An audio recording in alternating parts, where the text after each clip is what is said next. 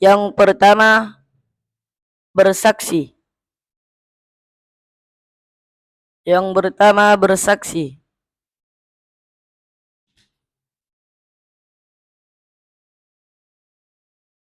Rupanya 5 syahadatuan. Yang pertama, bersaksi bahwa sesungguhnya.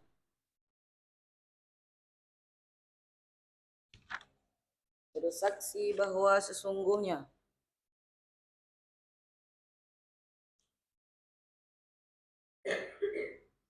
Itu la ilaha. Bersaksi bahwa sesungguhnya itu la ilaha.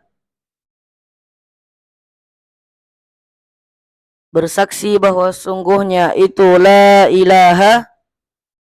Tidak ada Tuhan yang hak disembah.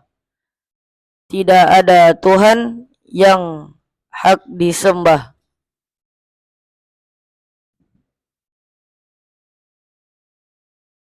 Tidak ada Tuhan yang hak disembah. Itu maujud.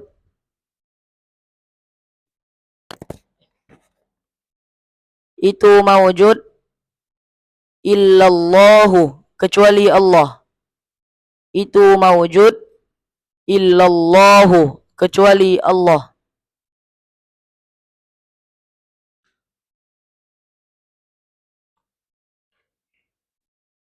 Bersaksi bahwa sesungguhnya itu la ilaha. Tidak ada Tuhan yang hak disembah.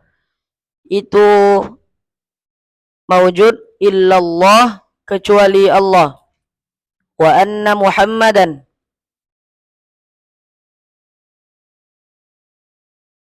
Wa anna Muhammadan. Dan sesungguhnya. Dan bersaksi bahwa sesungguhnya. Wa anna Muhammadan. Dan bersaksi bahwa sesungguhnya Nabi Muhammad. Dan bersaksi bahwa sesungguhnya Nabi Muhammad.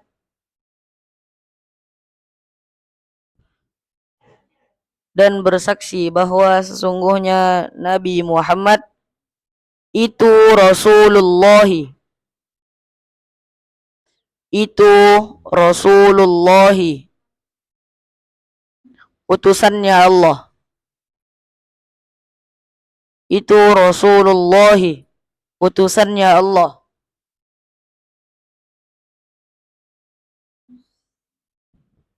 Wa iqamus salati. Dan yang kedua.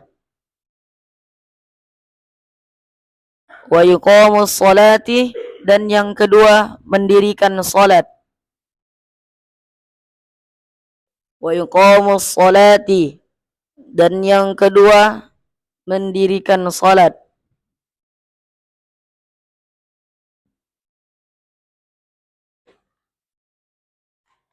Wa ita'uz zakati. Wa ita'uz zakati. Dan yang ketiga, menunaikan zakat.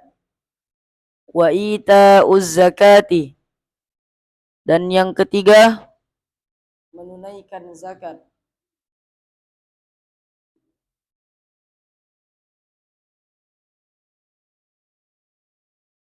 Wa shaumu ramadhana. Wa ita'uz zakati. Dan yang ketiga, menunaikan zakat.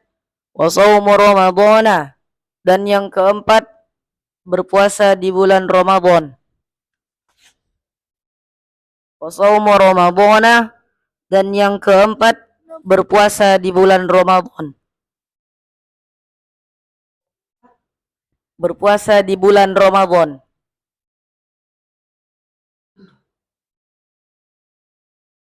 Wa shaumu ramadhana. Dan yang keempat, berpuasa di bulan Ramadan. Wa hajjul baiti.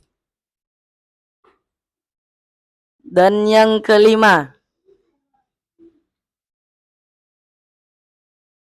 wa hajjul baiti. Dan yang kelima, pergi haji ke Baitullah. Dan yang kelima, pergi haji ke Baitullah.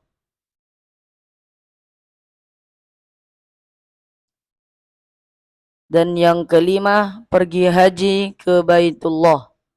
Siapa? Man. Siapa? Man. Siapa? Man. Bagi orang. Siapa? Man. Bagi orang. Silahnya man. Wahijjul baiti. Dan yang kelima, pergi haji ke Baitullah.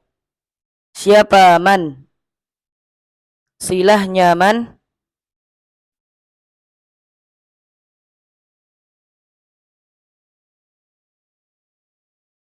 Wahijjul baiti. Dan yang kelima, pergi haji ke Baitullah. Siapa? Man. Silahnya man.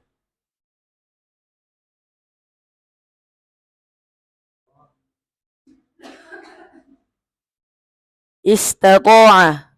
Silahnya man. Istata'a. Yang mampu. Silahnya man. Istata'a. Yang mampu. Siapa man?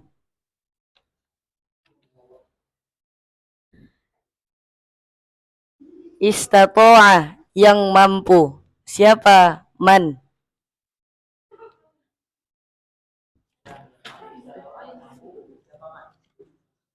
Siapa man?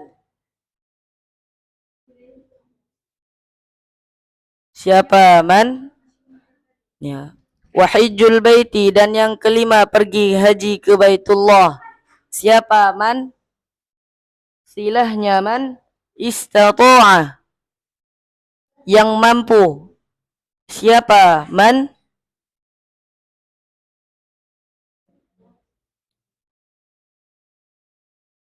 Yang mampu. Siapa man? Ilaihi ke Baitullah. Yang mampu. Siapa man? Ilaihi ke Baitullah. Siapa man? Ilaihi ke Baitullah. Apanya? Apanya? Istata'a. Yang mampu. Siapa man? Ilaihi ke Baitullah. Apanya? Ilaihi ke Baitullah. Apanya?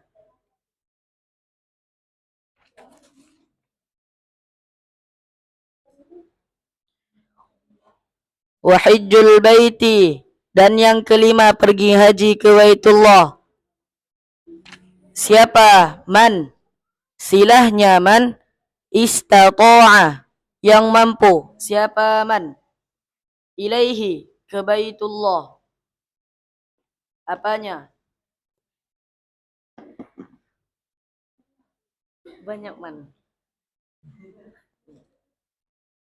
Wahijjul baiti. Dan yang kelima, pergi haji ke Baitullah. Siapa man? Silahnya man.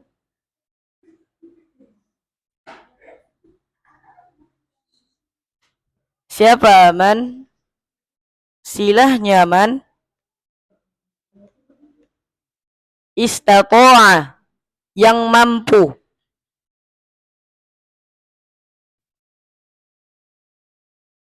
Istata'a. Yang mampu. Siapa man?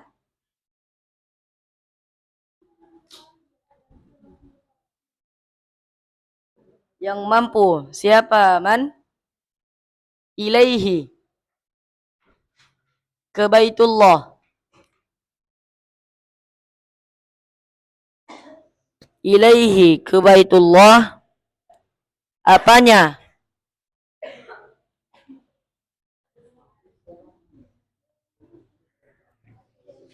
ilaihi ke Baitullah, apanya? Sabilan, bekalnya.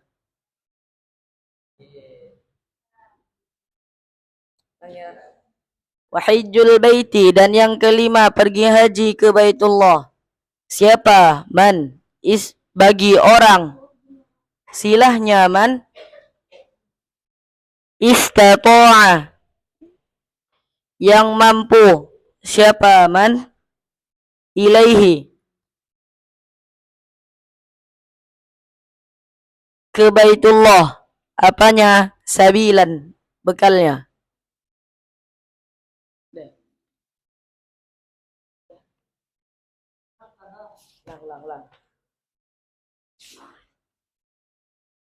Faslun, bermula ini itu sebuah pasal. Arkanul Islami. Diulang. Arkanul Islami. Bermula beberapa rukun Islam. Itu khamsatun, ada 5. Rupanya 5. Syahadatuan. Yang pertama, bersaksi bahwa sesungguhnya itu la ilaha, tidak ada Tuhan yang hak disembah itu mawujud illallahu, kecuali Allah, wa anna Muhammadan, dan bersaksi bahwa sesungguhnya Nabi Muhammad itu Rasulullah, utusannya Allah, wa yuqamus salati, dan yang kedua mendirikan salat, wa ita'uz zakati, dan yang ketiga menunaikan zakat, wa shaumu ramadhana, dan yang keempat berpuasa di bulan Ramadan, wa hajjul baiti, dan yang kelima pergi haji ke Baitullah. Siapa? Man, bagi orang. Silahnya man istata'a, yang mampu. Siapa? Man ilaihi, apanya? Sabilan, bekalnya. Shadaqallahul azim.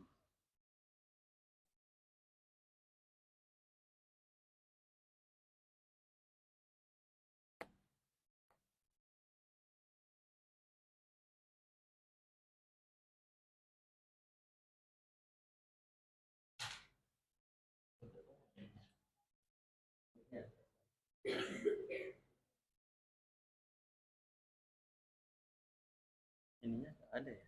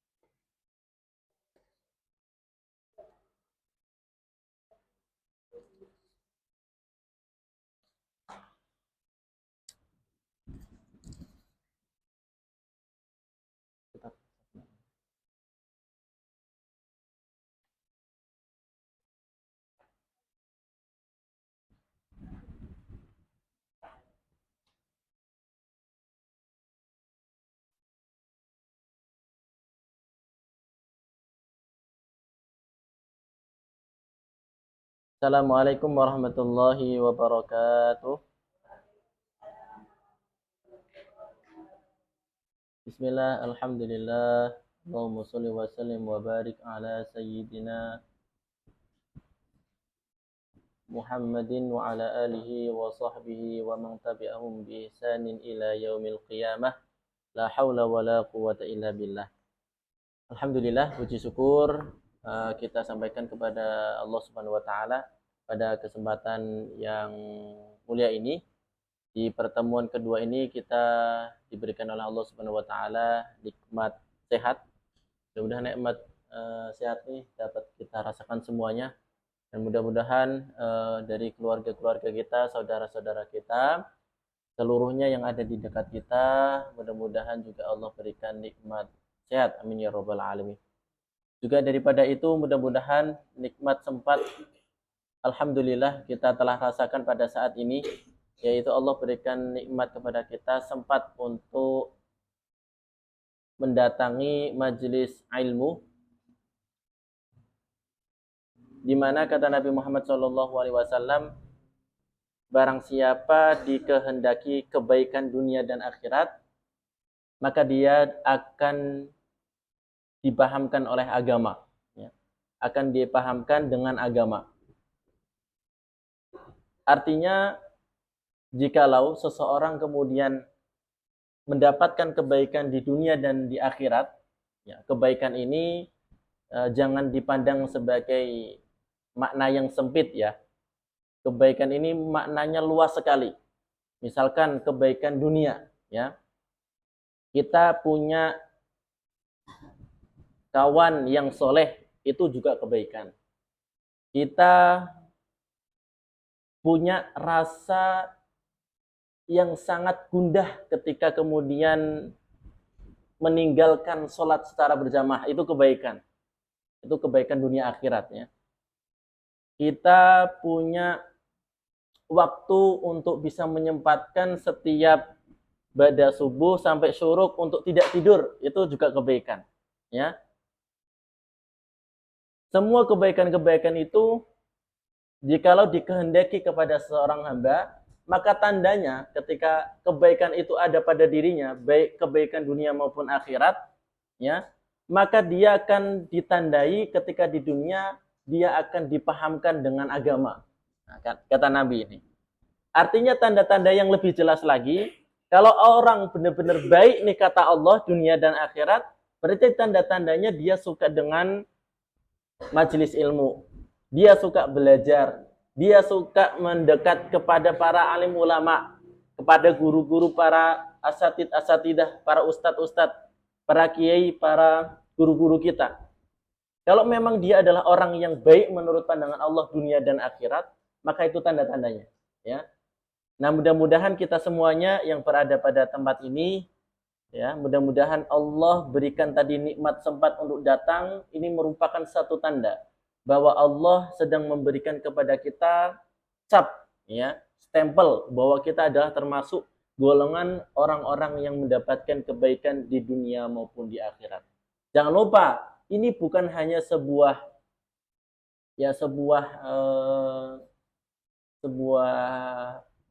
kalimat yang secara singkat kami sampaikan kemudian terdengar. Tapi ternyata apa yang kita saat ini dengar dari apa yang saya sampaikan barusan, ternyata adalah sebuah doa yang pasti, ya, pasti kita sering amalkan setiap hari, ya. Bahkan hampir rata-rata kita hampir mengamalkan setiap sholat mungkin, atau setiap saat apapun, itu hampir kita amalkan doanya. Apa itu? Rabbana atina fid dunya hasanah wa fil akhirati hasanah wa qina adzabannar. Ya Allah, aku memohon agar mendapatkan kebaikan dunia, dan aku memohon agar mendapatkan kebaikan akhirat, ya. Wa fil akhirati hasanah wa qina adzabannar, dan jauhkan kami dari siksa api neraka. Itu doa yang sering kita amalkan. Istilah namanya adalah doa sapu jagat, ya. Sapu jagat. Kalau kita doa itu selesai semua urusan apa-apa yang kita inginkan dunia dan akhirat. Ya, karena kebaikan dunia kita sudah sampaikan doanya kepada Allah, kebaikan akhirat ya kita pun sudah sampaikan kepada Allah dengan satu kalimat singkat tadi, doanya Rabbana atina fid dunya hasanah wa fil akhirati hasanah wa qina adzabannar. Dan ternyata itu bukan hanya sebuah doa, tapi itu doa yang bisa kita lihat secara langsung, baik diri kita ataupun orang lain. Kalau tidak perlu sibuk kemudian melihat orang lain, lihat diri sendiri. Apakah doa kita yang kita sampaikan tadi, Rabbana atina fid dunya hasanah wa fil akhirati hasanah wa qina adzabannar, sudah terkabul atau belum? Maka lihat dirinya, lihat diri kita, apakah kita suka dengan ilmu atau dengan yang sejenisnya. Maksudnya suka dengan majelis ilmu, suka dengan berkumpul dengan para orang-orang alim, para orang-orang yang berilmu, para ulama, para kiai, para ustadz, ustadzah bermajelis seperti ini, maka jikalau itu ada pada diri kita, maka mudah-mudahan itu menjadi tanda bahwa kita mendapatkan pengabulan doa dari apa yang kita sering bacakan, yaitu kebaikan dunia dan kebaikan akhirat. Bukan hanya sekedar doa, tapi sudah ada nasnya dalam hadis Rasulullah tadi, siapa yang mendapatkan kebaikan dunia dan akhirat, maka tanda-tandanya adalah dia akan dipahamkan dengan ilmu agama. Ya, bagaimana orang mau dipahamkan dengan agama kalau jauh dari majelis ilmu? Bagaimana orang mau dipahamkan dengan ilmu agama, dia jauh dengan para guru-guru, para asatid, ulama, ya, tidak suka untuk belajar. Bagaimana orang mau paham? Ya, maka tanda-tandanya orang yang akan dipahamkan agama kepada seseorang adalah tanda-tandanya dia suka belajar, suka datang ke majelis taklim, ke majelis ilmu, walaupun sudah terbatas dirinya. Nah, ini nenek-nenek yang sudah tua rentak, sudah terbatas jalannya, tengklak-tengkluk, ya, kakinya sudah asam urat, ya, tapi menyempatkan mungkin diantar sama anaknya, sama cucunya, atau sama siapanya dan sebagainya, atau bahkan nge-grab, atau bahkan benar-benar dipaksakan untuk benar-benar datang ke majelis ilmu itu, maka itu menjadi salah satu tanda bahwa dia insya Allah mudah-mudahan termasuk golongan orang yang mendapatkan kebaikan dunia dan akhirat. Mudah-mudahan kita semuanya merupakan golongan-golongan tersebut. Amin ya rabbal alamin. Salawat beriringan salam tetap tercurahkan kepada Nabi Muhammad SAW. Mudah-mudahan kita termasuk umat beliau yang kita mendapatkan syafaat di yaumil qiyamah nanti. Amin ya rabbal alamin. Hari ini memasuki pembahasan yang kedua. Pembahasan yang kedua di dalam kitab Safinatun Najah, yaitu kitab yang berisi tentang hal-hal yang wajib diketahui dan diamalkan seorang hamba kepada Tuhannya, yaitu Allah Subhanahu wa Ta'ala. Maka siapa yang ingin mengetahui apa-apa yang wajib kita ketahui, apa-apa yang wajib kita ketahui kemudian nantinya kita amalkan kepada Tuhan kita, ya, kepada atasan kita, yaitu Allah Subhanahu wa Ta'ala, maka belajarlah yang paling dasar adalah dari kitab Safinatun Najah. Ya, pada pembahasan yang berikutnya kita masuk kepada fasal arkanul Islam. Ya, tadi alhamdulillah sudah dibacakan oleh Ananda kita, Ananda Amir, ya, telah dibacakan matannya, kemudian sudah diharokati bersama, kemudian sudah dimaknai bersama.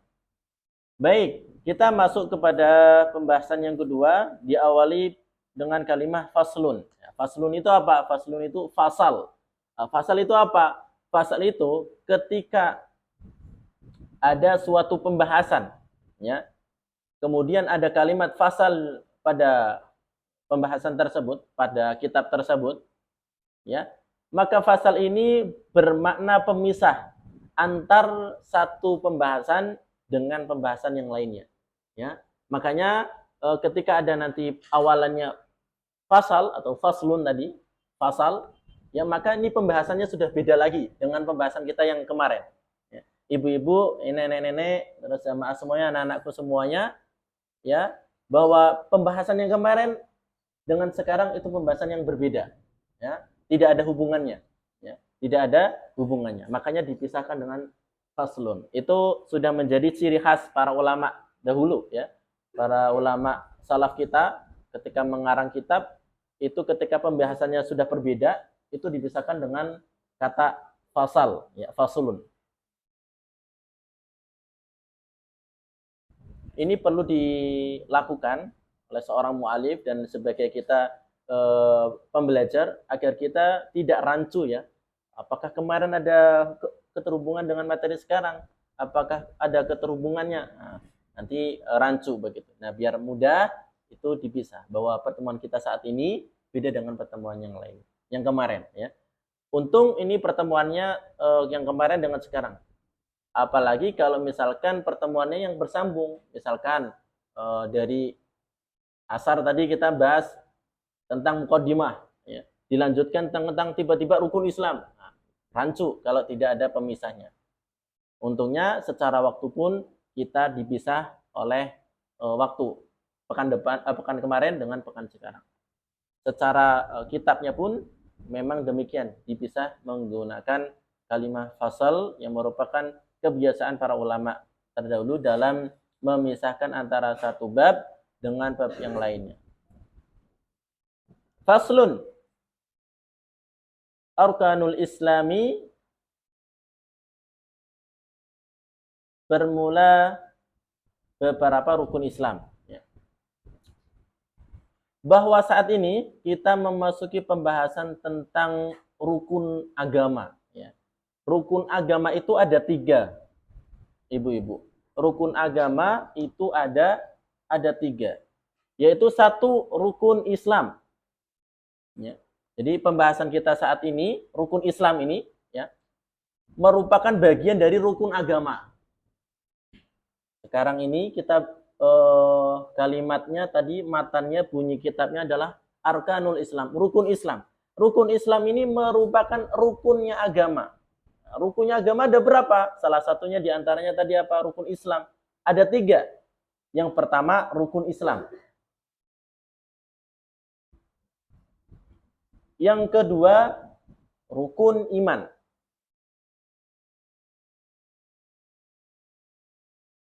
Yang ketiga ihsan. Nah, itu dia. Jadi rukunnya agama, atau bahasa sederhananya rukun itu apa, Ustaz? Tiangnya agama itu apa? Tiangnya agama itu 3. Pembahasannya adalah tentang 1 rukun Islam, 2 rukun iman, dan ketiga ihsan.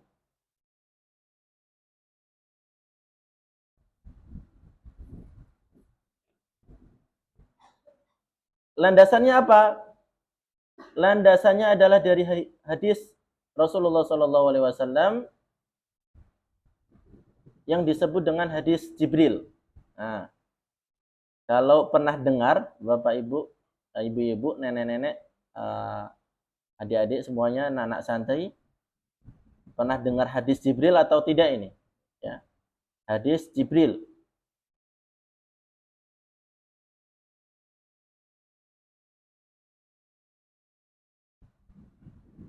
Ya, jadi ada salah satu hadis Rasulullah itu disebut dengan hadis Jibril. Kenapa dia disebut dengan hadis Jibril? Karena di situ ada perannya malaikat Jibril, langsung memerankan sesosok manusia. Ya, jadi malaikat Jibril ini merubah wujudnya beliau menjadi seorang manusia.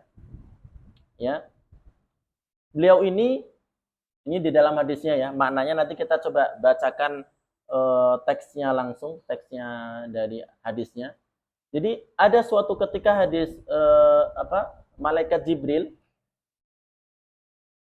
mendatangi Rasulullah SAW dengan menyerupai seseorang, ya. Seseorang yang memakai serba putih, ya. Serba putih, kemudian dengan rambut yang hitam pekat, ya. Dan datang benar-benar pakaiannya bersih-sisih, putih kinclong bahasanya kita. Putih kinclong.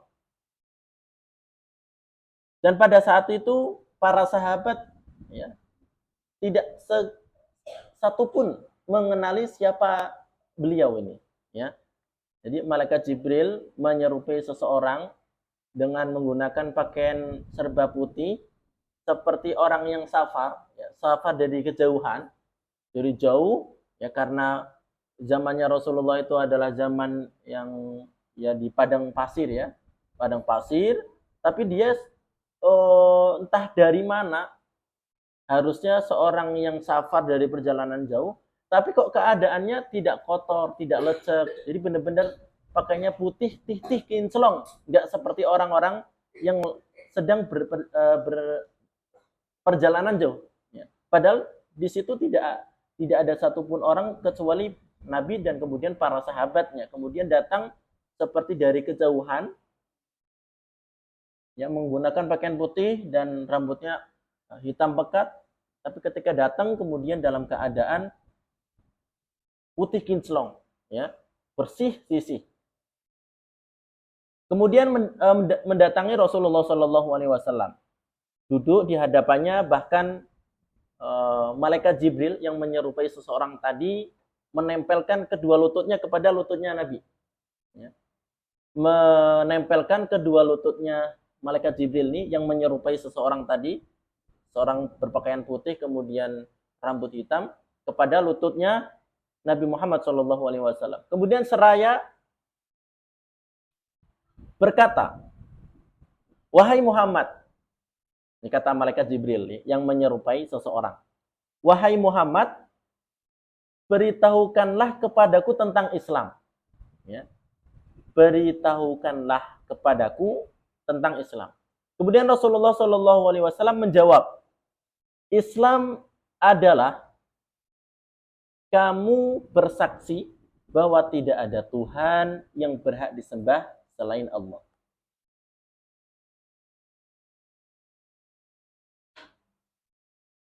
Bahwa tidak ada Tuhan yang berhak disembah selain Allah. Dan kemudian bahwa Muhammad adalah utusan Allah. Kamu mendirikan sholat, menunaikan zakat, puasa Ramadan, dan pergi haji jika kamu mampu. Nah, itulah jawaban Rasulullah SAW. Kemudian beliau berkata, malaikat Jibril berkata, yang menyerupai seseorang tadi. Kata beliau, kata malaikat Jibril, engkau benar. Ya, engkau benar. Kemudian sontak terheran-heran nih. Rasulullah SAW heran. Kemudian para sahabatnya heran. Loh, kok yang bertanya membenarkan pertanyaannya sendiri? Ya, karena kalau orang yang tanya, ya berarti dia tahu apa tidak tahu? Wajarnya. Ya nggak tahu kan? Kemudian dijawab oleh seseorang yang ditanyai jawab, ya. Kemudian menjawabnya, oh iya begitu ya. Normalnya begitu. Tapi ketika percakapannya malaikat Jibril dengan Rasulullah ini berbeda. Malaikat menanyakan apa itu Islam, Rasulullah menjawab panjang lebar dan sebagainya, dan seterusnya. Malaikat Jibril merespon, kamu benar. Loh kok kamu benar? Ini posisi Nabi Muhammad dan para sahabat belum mengetahui. Maaf, para sahabat tidak mengetahui. Yang terheran-heran ini khususnya para sahabat. Terheran-heran maksudnya, loh kok membenarkan apa yang perkataan dari Rasulullah, sedangkan yang bersangkutan tadi bertanya. Ya, seharusnya bertanya, oh begitu ya. Tapi kok malah mengatakan kamu benar. Siapa ini orangnya?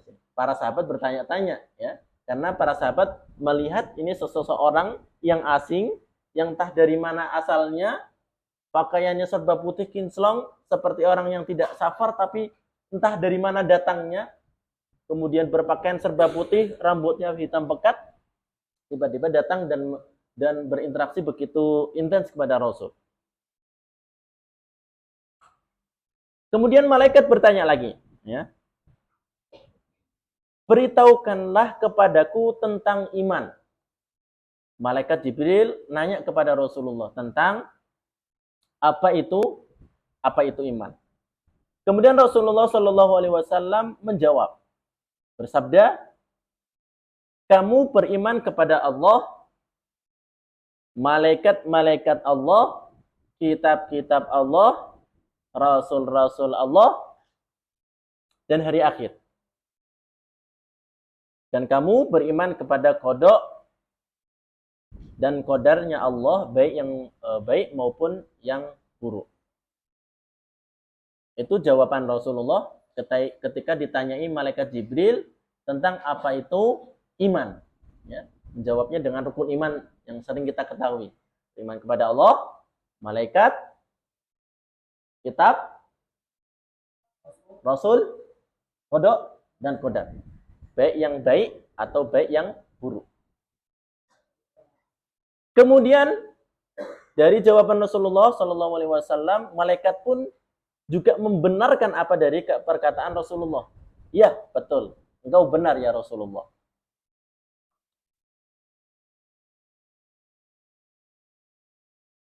Sahabat pun makin bertanya-tanya lagi. Loh, kok bertanya lagi?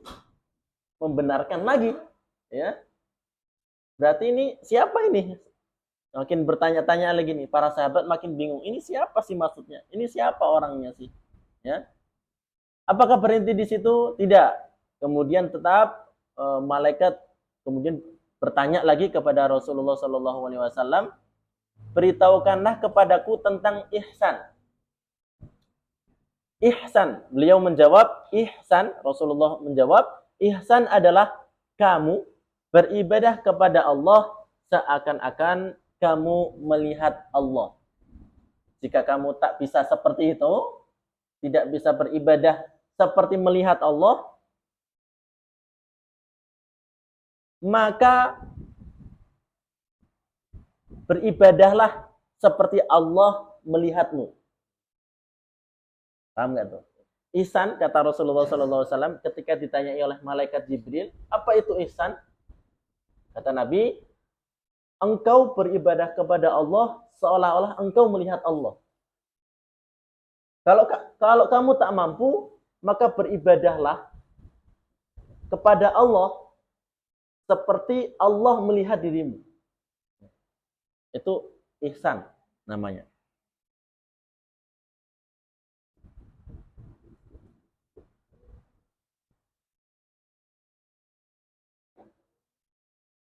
Hadisnya masih panjang, tapi berkaitan dengan pembahasan kita cukup demikian tadi, ya.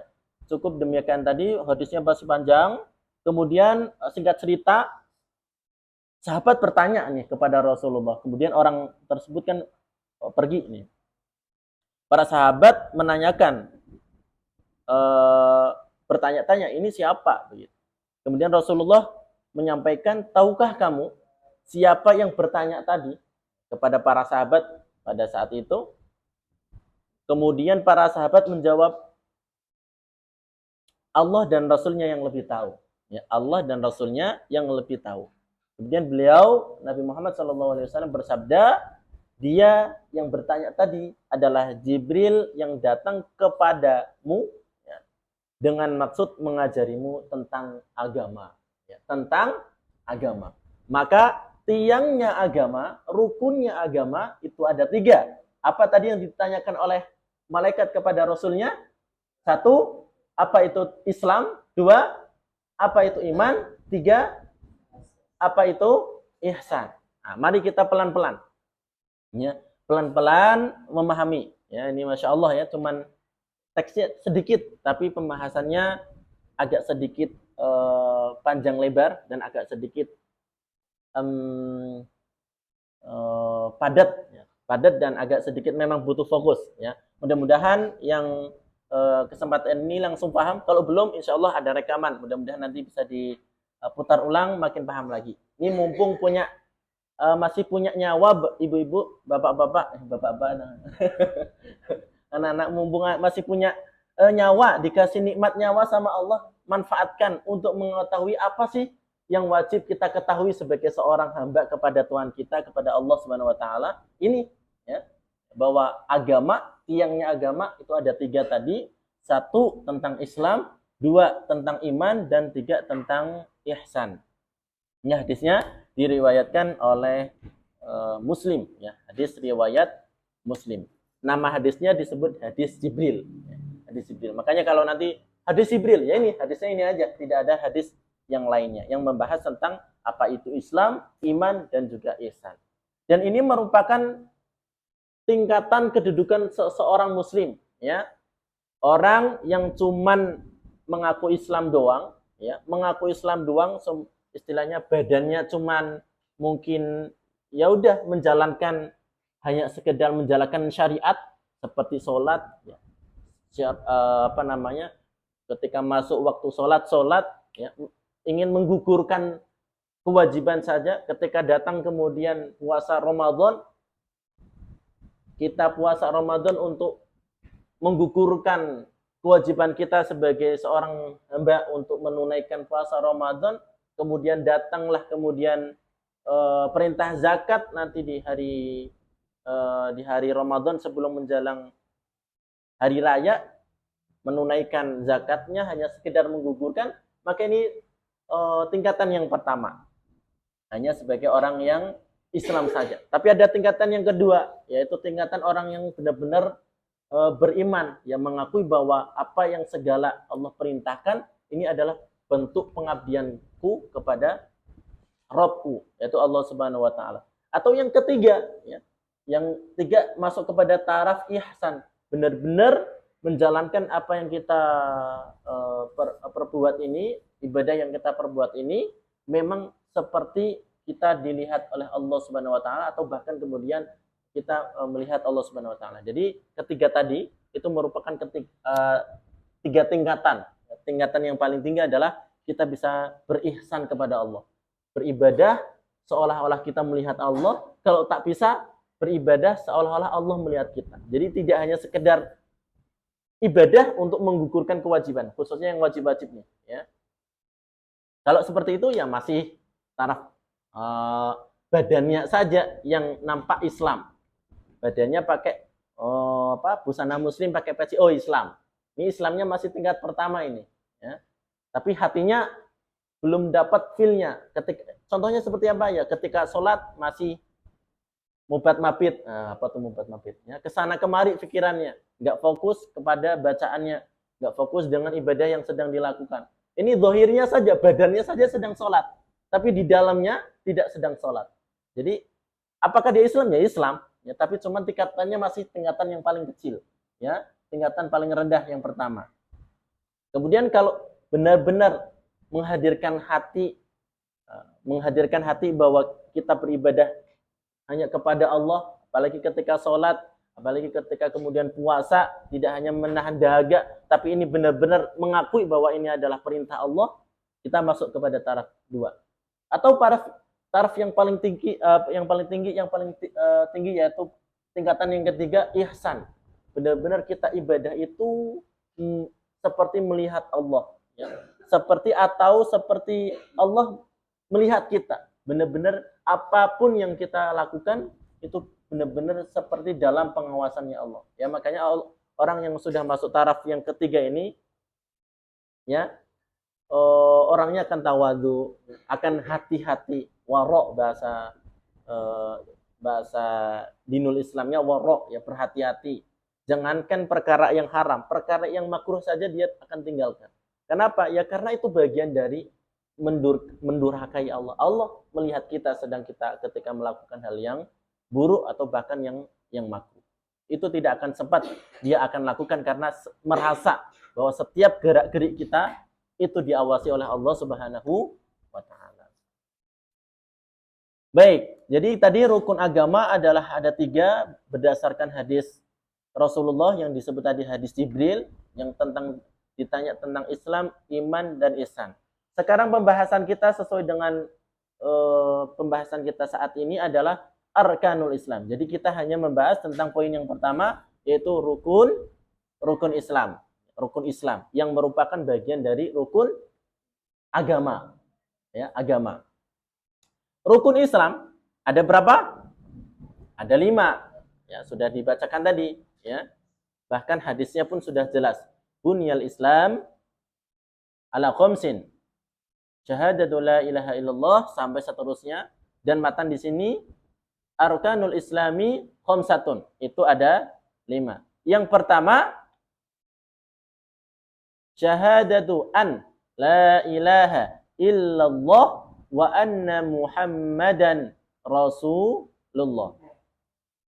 Wa iqamus shalah wa ita'uz zakah wa shaumu Ramadan wa hajjul bait istata'a ilaihi sabila. Bahwa rukun Islam ada 5. Yang pertama adalah syahadatu an la ilaha illallah wa anna Muhammadan Rasulullah.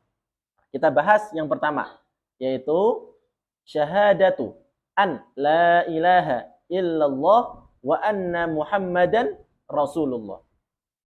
Yaitu membaca syahadat. Membaca syahadat. Rukun Islam atau tiangnya Islam, ya. Yang pertama adalah syahadat. Sebelum kita masuk ke rukun Islam, ya, Rukun, ketika kita berbicara tentang rukun, ya, rukun itu bagaikan sebuah rumah, ya, sebuah rumah yang punya pondasi, ya, rumah pondasi atau gedung ruko ini punya pondasi, kemudian punya tiang, ya, ini punya tiangnya, tiang, ini 1, ya, 2, 3, 4, ya. Pondasinya mana? Ini di bawah, nggak kelihatan. Kemudian ada apa lagi rumah? Kalau rumah kan biasanya 1 lantai umumnya, ada atap, terus kemudian ada tembok, ada apa lagi? Ada catnya, ada keramiknya, ada dan lain sebagainya. Ya maka rukun itu bagaikan sebuah bangunan rumah yang dia ada pondasinya, ada tiangnya, kemudian ada atapnya, ada jendelanya, ada dan sebagainya. Yang paling penting di dalam rumah itu apa? Khususnya di dalam sebuah bangunan rumah itu agar berdiri kokoh, agar disebut itu rumah, yang paling penting apa? Apa?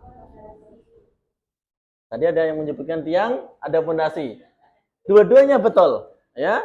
Sama-sama penting. Ya, sama-sama penting.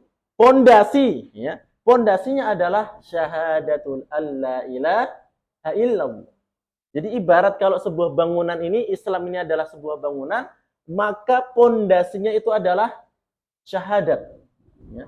Ketika kemudian kita sudah berislam, maka kita sudah membuat sebuah pondasi. Ya, kita sudah berislam, ya, pondasi sudah terbangun. Apakah sudah bisa disebut sebagai bangunan Islam? Belum dong, masih pondasi. Gimana mau disebut rumah? Baru pondasi doang. Ya kan? Harus ada apanya lagi? Harus ada apa lagi? Langsung atap? Ya bisa dong. Harus ada, kalau bahasa Jawanya itu cokol. Cokol. Apa itu cokol? Ya tiang. Dibangun tiangnya, ya, tiang kanan. Kalau bahasa lainnya juga ada ceker ayam. Ada ceker ayam. Jadi yang membuat penyangga dengan satu tembok dengan tembok yang lainnya, dengan atap, dengan dan lain sebagainya. Itu tiang, ya. Ini bangunan ini ada nggak? Ada. Itu di depan tuh. Nah, 2, 3, 4.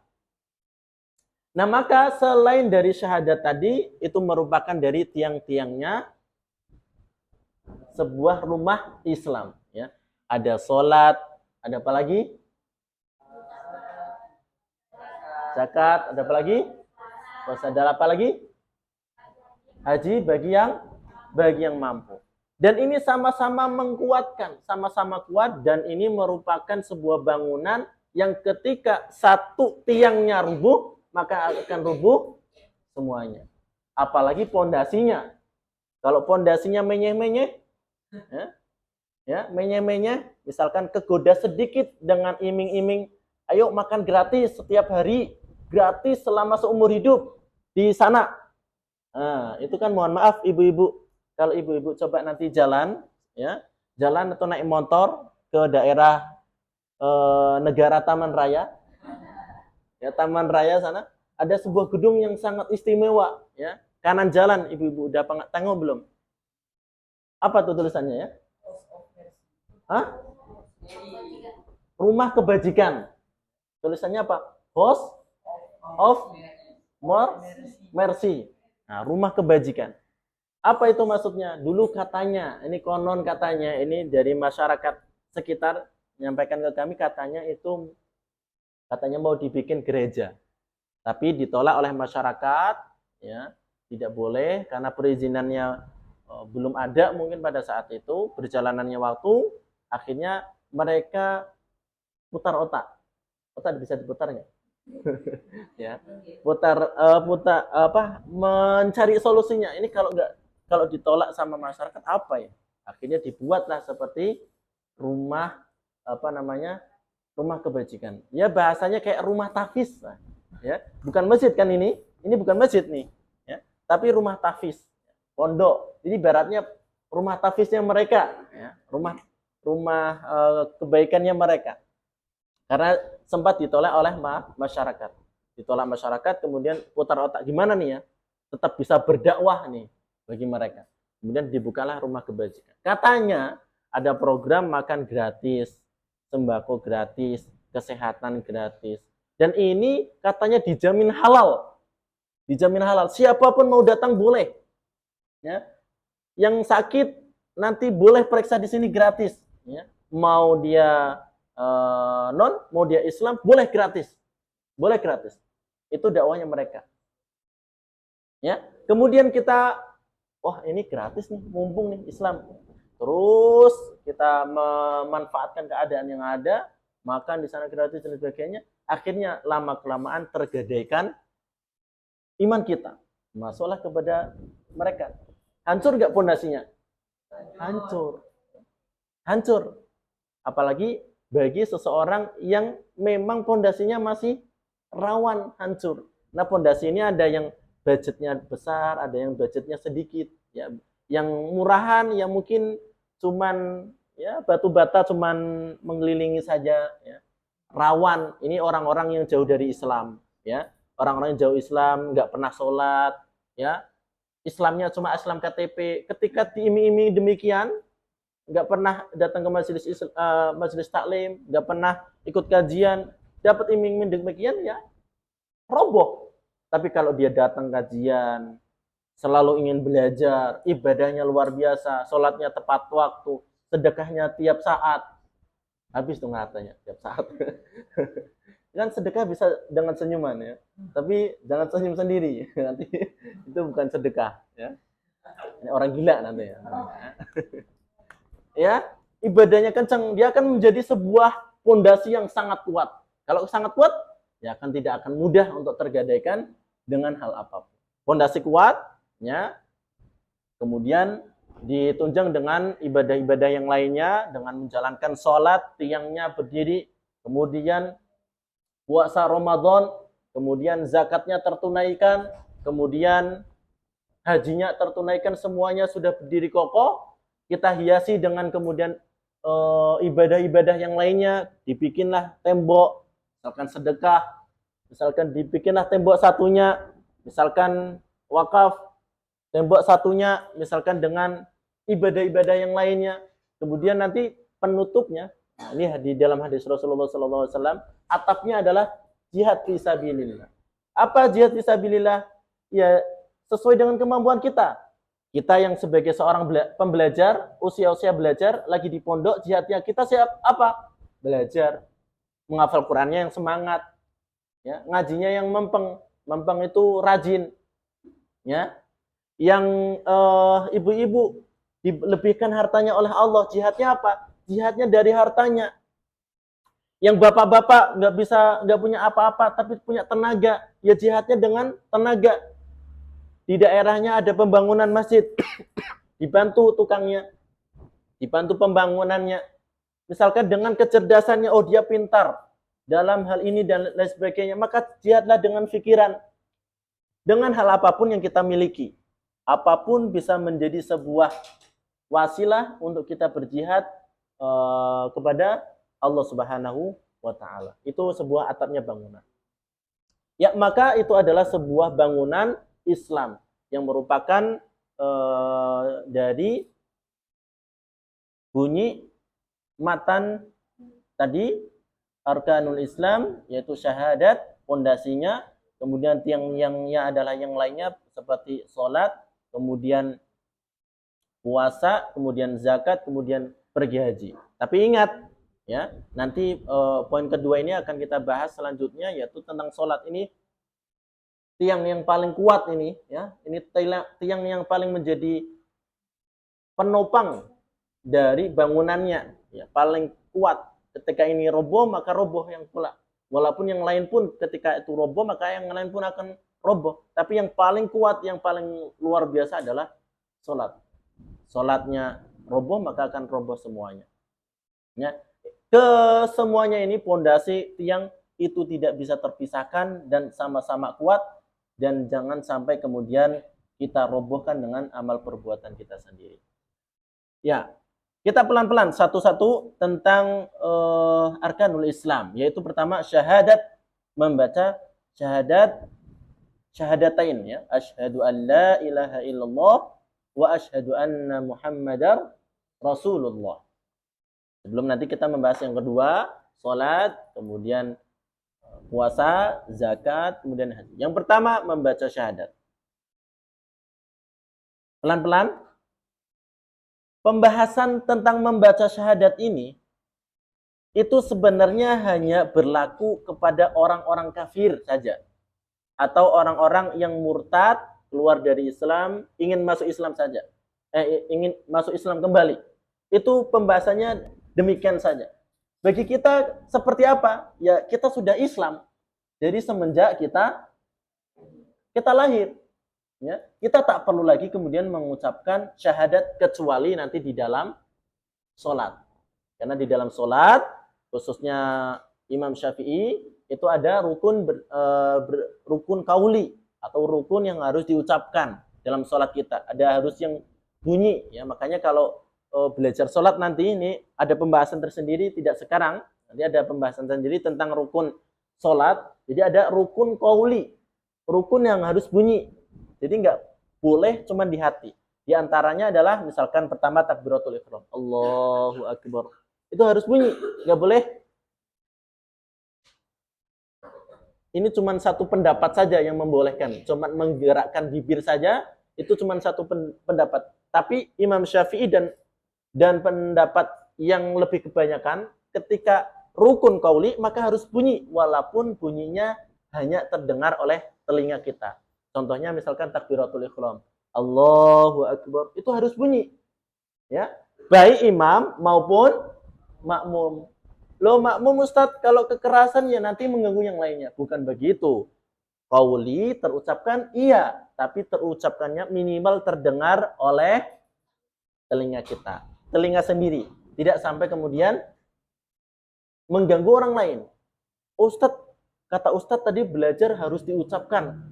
Ya, harus diucapkan. Kemudian imamnya takbiratul ihram, makmumnya Allahu akbar. Allahu akbar. Nah, itu ya mengganggu yang lain, ya. Maka ini tidak diperkenankan. Maksudnya adalah dalam hal ini ketika qauli harus dibunyikan, maka batasannya adalah minimal terdengar oleh pendengaran kita. Nah, pada pembahasan ini yang terkait adalah ketika berbicara tentang syahadat, maka syahadat hanya wajib bagi kita ketika sholat saja. Ketika sholat tasyahud, asyhadu an la ilaha illallah wa asyhadu anna muhammadar rasulullah. Kalau kita meninggalkan syahadat di dalam sholat kita, khususnya pada tasyahud kita, maka batal sholatnya. Batal sholatnya, tidak diterima, gugur, kita harus menggantinya sholatnya. Kalau kita sengaja tidak membaca syahadat di dalam sholat. Selain itu, ya tidak wajib kita. Tidak wajib. Jadi yang wajib membaca syahadat hanyalah orang-orang kafir, ya, yang ingin masuk Islam, dan kemudian orang yang murtad pernah keluar dari Islam, tapi tiba-tiba dapat hidayah lagi pengen masuk Islam. Ya, pengen masuk Islam lagi, maka dia wajib dengan membaca kalimat syahadatain agar dia bisa masuk Islam.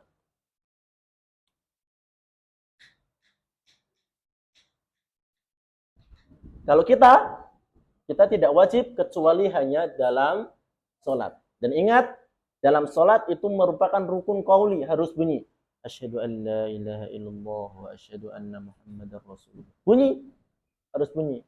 Ya, harus bunyi, khususnya pada syahadatnya. Ini nanti kita bahas pada pembahasan tentang sholat. Ya, fikih sholat nanti ada.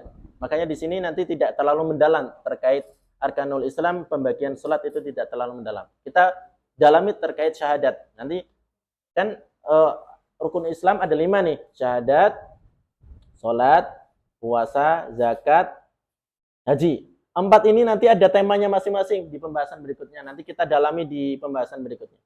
Yang perlu kita dalami poin pertama ini, syahadat. Makanya kita sedang dalami. Kita hanya wajib di dalam sholat saja.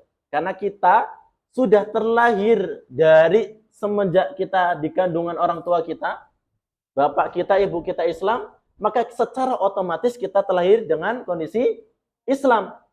Nggak perlu syahadat. Kalau kita diwajibkan untuk syahadat, kayak mana terjadi? Oh, syahadat.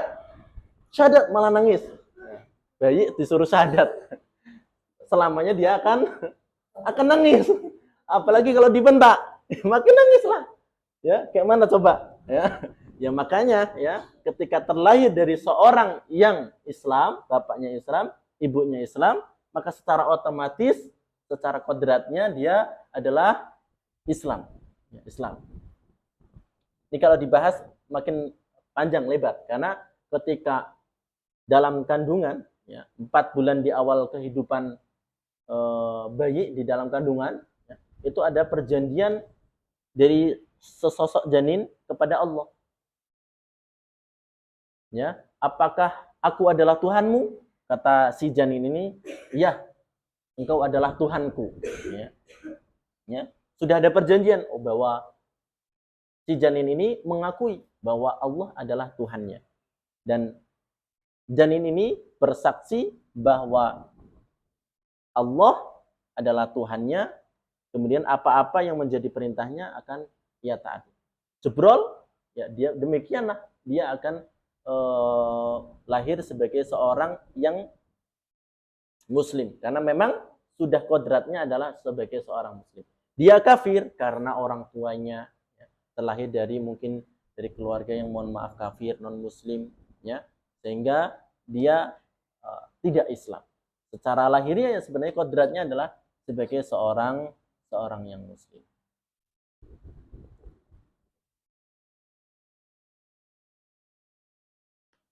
Nah, kemudian tentang syahadat ini, ya, tentang syahadat ini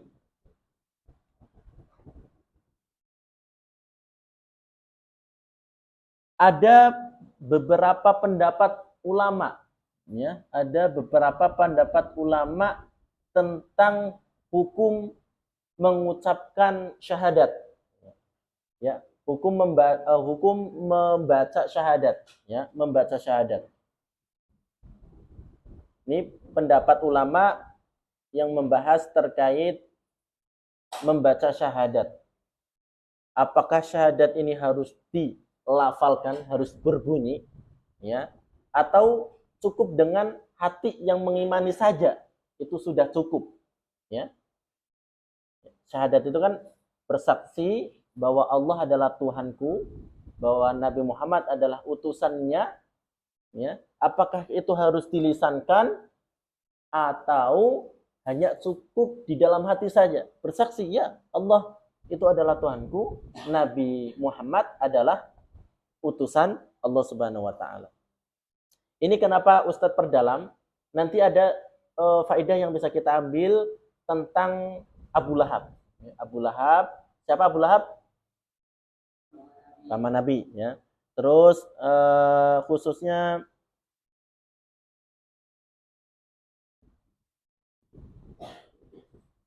Abu Talib, siapanya Nabi? Pamannya Nabi. Terus ayahnya siapa?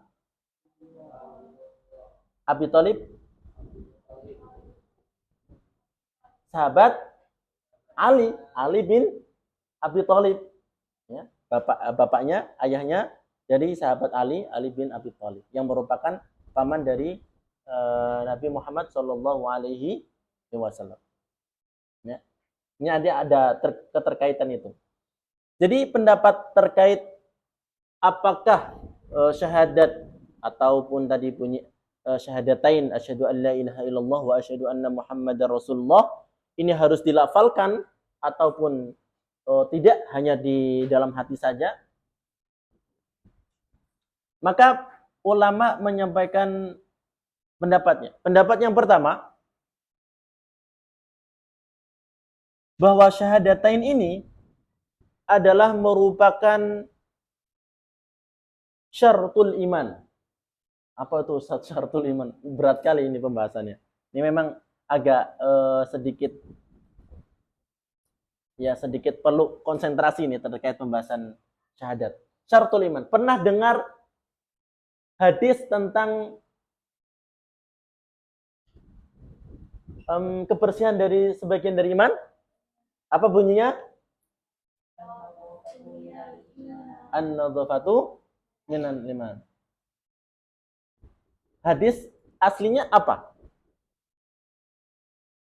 Ya. Ternyata hadis yang lebih tepat, yang lebih sahih, ya, itu adalah an-nadhafatu syatru minal iman.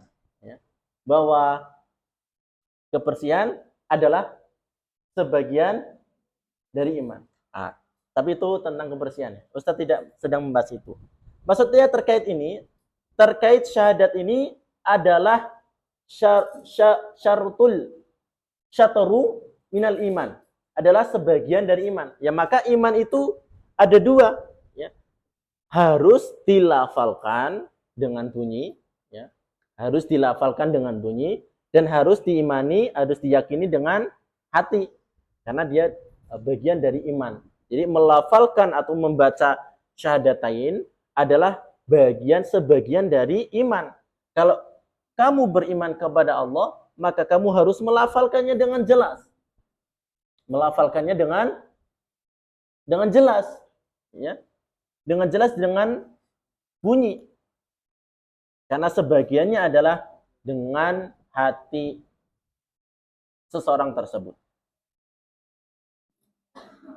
Ketika orang tersebut, ya, tak pernah kemudian bersyahadat, tak pernah orang mendengarkan bahwa dirinya adalah tidak pernah syahadat, maka selamanya dia akan disebut sebagai orang kafir.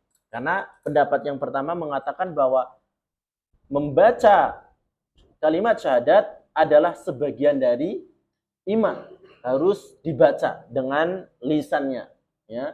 Karena itu sebagian dari keimanan seseorang. Pendapat kedua. Nah, ini pendapat kedua. Pendapat kedua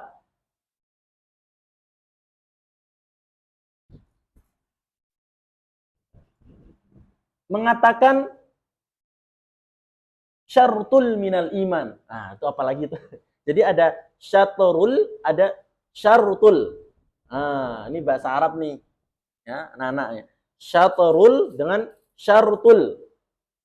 Kalau syatrul sebagian dari iman. Tapi kalau syartu maka syarat. Syarat. Jadi membaca syahadat ini hanya sebuah syarat. Syarat saja. Syarat apa? Ya syarat agar dia diakui sebagai orang yang muslim. Ya. Maka ketika dia bersyahadat, membaca syahadat, maka dia diakui sebagai orang yang muslim oleh manusia. Ya. Oleh manusia. Ketika kemudian dia sudah bersyahadat, kita misalkan punya anak, maka kita bisa menikahkan dengan dirinya. Misalkan beliau wafat, maka beliau kita makamkan, kemudian mandikan dengan cara yang Islam juga. Ya. Itu sebagai syarat agar manusia memperlakukan dia sebagai seorang yang muslim. Nah, adapun hatinya, kalau misalkan ternyata dia tak pernah bersyahadat, ya, tak pernah melafalkan syahadat, tapi di hatinya punya keimanan kepada Allah dan Rasulnya, ya, mungkin itu sudah menjadi urusannya Allah dengan dirinya. Mungkin saja bisa diterima keimanannya tersebut. Nah, pendapat yang kedua ini mungkin saja terjadi kepada paman Nabi Muhammad SAW yang bernama Abi Thalib. Ya, ini sebagai pemahaman mendalam, ya, tentang paman Nabi. Jadi kalau kita berbicara tentang orang-orang yang baik, kemudian orang-orang yang membantu perjuangannya Nabi, perjuangannya dakwahnya Nabi, ternyata orang-orang tersebut qadarullah Allah wafatkan dalam keadaan belum pernah bersyahadat. Bagaimana pandangan kita? Paman Nabi Abi Thalib tak pernah bersyahadat, ibu-ibu. Tapi secara perilaku, secara perkataan, ketika zamannya perjuangannya Nabi, ketika berdakwah kepada umat, itu selalu mendukung, selalu mensupport. Tapi qadarullah ketika beliau wafat, itu tak pernah kemudian terucap pada lisan beliau lafal syahadat. Asyhadu an la ilaha illallah wa asyhadu anna Muhammadar Rasulullah. Ini ada dua pendapat yang memang jumhurnya banyaknya adalah yang pertama. Kalau tak pernah bersyahadat, ya maka dia akan statusnya sebagai orang yang kafir. Ya, orang yang kafir. Kenapa Ustadz membahas dalam tentang syahadat saja? Karena yang lain ada pembahasannya nanti. Ya, nanti pada bab-bab berikutnya itu yang lebih dalam. Ya ini cuman dikenalkan saja. Ini syahadat tidak ada pembahasannya selain ini di pertemuan yang berikutnya tidak ada. Syahadat ini aja. Ya, khususnya pada paman Nabi ini. Ya, kita tahu nih, misalkan yang kita tahu paman Nabi kafir, tidak pernah melafalkan syahadat. Bagaimana respon kita? Maka respon kita sebagai seorang muslim adalah berhusnudzon. Mungkin bisa saja walaupun tak pernah bersyahadat, tapi ternyata ada pandangan para ulama yang memberikan pandangan yang kedua tadi, secara lisan tak pernah terucap, tak pernah sempat terucap ya di hadapan Nabi maupun dari karangan manusia pada saat itu, tak pernah terdengar seseorang pun membacakan Abi Thalib ini membaca syahadat, tapi secara hatinya itu mengimani dengan apa tanda-tandanya ketika Rasulullah berjuang, beliau mensupport ketika berdakwah Rasulullah SAW, ya perkataan Abi Thalib ini mendukung, tak pernah kemudian mencelanya. Bagaimana pandangan kita? Mungkin wallahu alam bishawab, mungkin ada hati ya di dalam paman Nabi ini keimanan kepada Rasulnya sebagai utusan Allah, dan Allah lah adalah Tuhannya. Walaupun secara lisan tak pernah dia bersyahadat. Mudah-mudahan ya dari pendapat tersebut mungkin yang bisa menjadi hujah ataupun ya landasan bahwa ketika nanti di akhirat nanti bagaimana nih posisinya Abi Thalib ini? Ya bisa saja, tapi kita sekali lagi wallahu alam bishawab, kita tidak tahu.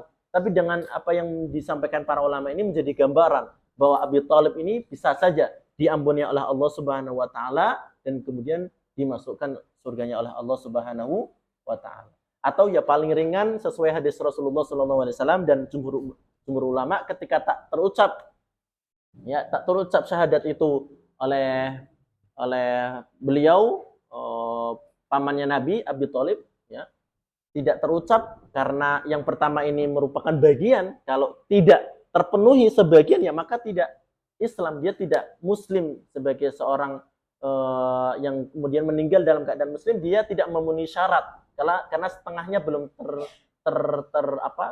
terlakukan karena dia belum membacakan syahadat, ya belum membacakan syahadat, ya. Tapi dengan pendapat yang kedua tadi, mudah-mudahan mungkin ada hati yang kemudian yang mengimani kepada Allah dan Rasulnya, itu bisa menjadi penolong beliau di akhirat nanti. Walaupun nanti jumhur ulama, kemudian hadisnya, kemudian ayatnya pun ada menyampaikan memang terkait ini, ya nas-nasnya memang ada yang mengatakan diringankan saja, ya diringankan saja siksanya nanti di akhirat kepada para orang-orang baik di sekitar Nabi, ya tidak sampai kepada masuk Islam. Tapi kita sebagai orang muslim ya memandang beliau-beliau semuanya adalah orang-orang baik, memperjuangkan dakwahnya Nabi, ya kemudian mensupport dakwahnya Nabi yang begitu luar biasa sampai nyawa pun terkorbankan, mendukung tapi tak pernah melafalkan syahadat,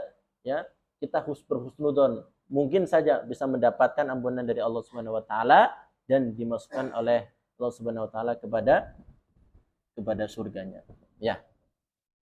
Nah, kemudian pertanyaannya, ya, apakah orang yang kemudian bersyahadat, ya, apalagi terlahir sebagai seorang muslim, akan masuk surga? Ya, jawabannya ya.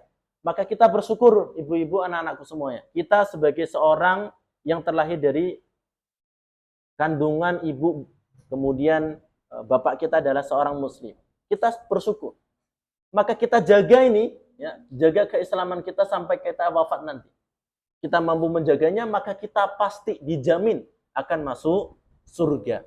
Ya, akan masuk surga. Cuman pembahasan kemarin, ini pertanyaannya mampir atau enggak, ya. Kalau kita punya dosa ya mampir, apalagi dosanya dosa besar, ya mampir dulu.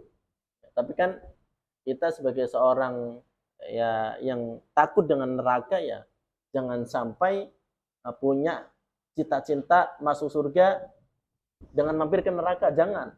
Cita-citanya yang tinggi, masuk surga tanpa mampir, ya, tanpa hisab, ya, bahkan langsung masuk surga, langsung nggak ada mampir-mampiran, nggak ada hisab-hisaban. Itu cita-cita kita. Ya. Tapi gimana nanti realitanya? Ya wallahu alam. Kalau ada dosa yang belum kita tobati, kita meninggal, ya kita mampir dulu dong. Nggak bisa. Udah ada perhitungannya, begitu. Cuman kan kita masih hidup, mumpung masih hidup, jangan lupa ditaubati setiap dosa-dosa kita, ya dengan istighfar, dengan terus ya memperbaiki diri. Mudah-mudahan ya sedikit, jadi mampirnya cuman secuil saja, sebentar saja, begitu. Nah kemudian siapa yang akan kekal nanti di neraka? Ya, jadi kan kita cuma mampir nih, ya. Kalau kita berhasil membawa Islam nih, bawa Islam nanti ke akhirat, maksimal kita cuma mampir, ya. Maksimal cuma mampir. Jadi nggak mungkin kita kekal, ya. Di neraka nggak mungkin. Kalau kita berhasil membawa Islam, membawa keimanan kita, maksimal mampir. Tapi siapa yang akan kemudian kekal di neraka nanti? Ini pembahasannya tentang syahadatain. Siapa yang kekal? Ya adalah seseorang, ya, seseorang yang pernah mendengarkan syariat Islam. Jadi pernah tahu tentang Islam, ya, pernah tahu, pernah mendengarkan tentang Islam lah. Jadi siapapun dengan media apapun, kemudian dirinya bisa melihat dan kemudian mendengar, kemudian dia berakal, ya, dia tidak gila, kemudian dia akil balik. Akil balik itu dia sudah dewasa. Ya. Maka ketika syarat ini sudah terpenuhi, kok dia tidak beriman, ya, ya, maka ketika dia wafat maka dia akan kekal di dalam nerakanya Allah. Naudzubillah. Ya, dia ya sudah tumbuh dewasa, kemudian dia tidak tidak gila, ya, berakal, dan dia bisa melihat atau mendengar. Ini syarat atau, ya, bisa melihat atau mendengar. Misalkan cuman bisa melihat saja, mendengarnya kosong, misalkan tuli. Dia bisa mendengar saja tapi buta, asalkan salah satunya berfungsi, ya, masuk syaratnya. Kemudian dia mendapatkan syariat Islam, pernah mendengarkan Islam, maka dia wajib beriman kepada Islam. Kalau dia tidak beriman kepada Islam, maka dia akan kekal selama-lamanya di neraka. Ya. Jam berapa ini? Masya Allah, ya. Sudah waktunya. Kita cukupkan dengan penutup, dia akan kekal selama-lamanya. Tapi kalau dia kemudian, sebuah kalimat terakhir, tapi kalau kemudian dia misalkan berada pada luar, ya, kehidupan manusia umumnya, misalkan di hutan belantara, dia tidak pernah mendengarkan Islam, ya, tidak, kemudian misalkan dia seorang yang gila, ya, terus kemudian dia tuli, bahkan buta, dua-duanya tuli dan buta, maka dia tak akan pernah disiksa oleh Allah Subhanahu wa taala. Allah pantang untuk menyiksa dirinya, ya. Kalau dia gila, kemudian dia tidak pernah menerima syariat Islam, ya, mungkin dia hidup di belantara hutan, ya, atau kemudian dia gila, ya, maka dia tak pantang diberikan siksanya oleh Allah Subhanahu wa taala. Jadi yang akan kekal di neraka ini adalah orang yang kemudian berakal, pernah mendengarkan syariat Islam, bisa melihat atau mendengar, dan kemudian akil balik, ataupun orang yang sudah tumbuh dewasa. Nah, ini disebut dengan mukallaf, orang yang sudah mendapatkan hukumnya Allah. Kalau kamu menjalankan sesuatu, maka kamu akan mendapatkan konsekuensinya. Kamu beriman, maka kamu akan masuk surga. Kalau kamu tak beriman, maka akan kamu mendapatkan siksanya Allah Subhanahu wa taala. Demikian ibu-ibu pembahasan kita tentang syahadatu alla ilaha illallah wa anna Muhammadan Rasulullah. Mudah-mudahan yang sedikit ini bermanfaat. Seperti biasa, jangan lupa anak-anak, nanti akan ada tugas untuk ujian tentang pembahasan yang kedua ini. Mudah-mudahan bermanfaat. Mari kita tutup dengan doa kafaratul majlis. Subhanakallahumma wa bihamdika asyhadu an la ilaha illa anta astaghfiruka wa atubu ilaik. Demikian yang kami sampaikan. Insyaallah kajian kita lanjutkan pekan depan Dan seperti biasa kita mulai jam 4 teng dan kita selesai maghrib. Maghrib jam berapa? Hah? Lewat 7 ya? Insya Allah ya. Sampai maghrib Bu ya, sesuai dengan flyernya di posternya sampai maghrib. Bukan 17.30, tapi memang sampai maghrib. Jadi ini pas ya, 18, 7 menit. Alhamdulillah pas. Mudah-mudahan yang sedikit dan banyak ini atau banyak ini mudah-mudahan diberkahi oleh Allah Subhanahu wa taala. Jadi saya cukup sekian. Wallahu alam bisawab. Wassalamualaikum warahmatullahi wabarakatuh. Kita tutup dengan sholawat bersama-sama. Sallallahu ala Muhammad, sambil dibagikan. Sallallahu alaihi wasallam. Sallallahu ala Muhammad. Sallallahu alaihi wasallam. Sallallahu ala Muhammad. Sallallahu alaihi wasallam. Sallallahu ala Muhammad. Sallallahu alaihi wasallam. Sallallahu ala Muhammad. Sallallahu alaihi wasallam. Sallallahu ala Muhammad. Sallallahu alaihi wasallam.